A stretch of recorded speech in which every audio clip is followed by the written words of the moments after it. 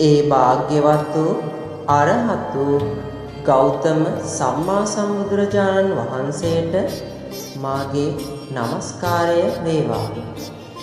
ඒ අපගේ සුගත තථාගත සම්මා සම්බුදුරජාණන් වහන්සේගේ ද්‍රෝණයක් උතුම් සම්බුද්ධ ධාතුන් වහන්සේලා සුවසේම වැඩ සිටින අසිරිමත් ස්වර්ණමාලී සෑරජාණන් වහන්සේ උදෙසා පවත්වන කොඩි පූජා පුණ්‍ය මහෝත්සවය 2025ක් වූ මාර්තු මාස 29 වන සෙනසුරාදා උදෑසන සිට සවස දක්වාම පැවැත්වීමට සංවිධානය කර තිබෙනවා.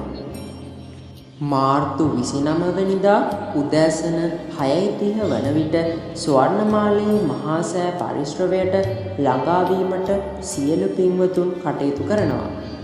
ඒ වගේම උදෑසන 6:30